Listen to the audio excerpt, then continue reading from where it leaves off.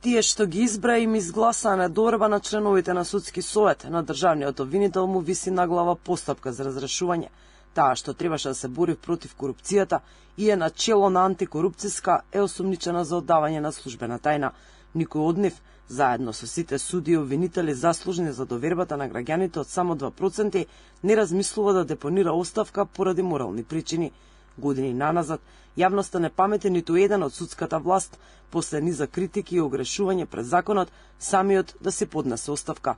Не постои законска можност да бидат разрешени ако самите не се разрешат, или пак собранието не поведе постапка, па затоа и покрај сите критики од надвор и од внатре, тие се зацементирале за фотелите и не ги пуштаат.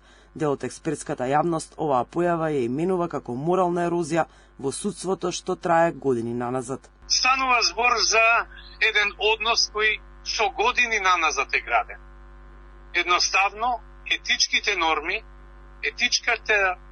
етичките вредности се запоставени и фрлени на маргините на општествените вредности. Мора да се понесе и етичка одговорност. Е одговорност на луѓе што имаат образ, што имаат интегритет, што имаат дигнитет.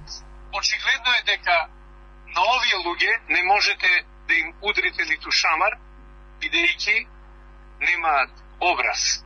Адвокатот Сашко Дуковски вели дека кај нас функционерите како да се врзани со челична врвка со фотелите и тие мислат дека со нивниот избор го достигнале врвот, без разлика дали испорачуваат резултати. Сите тие функционери сметаат дека го постигнале врвот на својата професионална кариера со самото избирање на некаква функција. Не мора да испорачаат резултати. Они се избрани тука и они се сами по себе по дефолт успешни.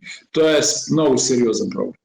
Судството одамна е на колена и никако да се реформира. Од досегашната пракса е познато дека функционерите на судската власт поднесуваат критики и нивниот став е дека оставките нема да донесат реформи. Власта уште пред изборно најави дека реформи во судството мора да има за да се врати довербата на граѓаните. Но одамна, Министерството за правда информираше дека поголемиот дел од пакетот закони на реформската агенда за судството се во финална фаза.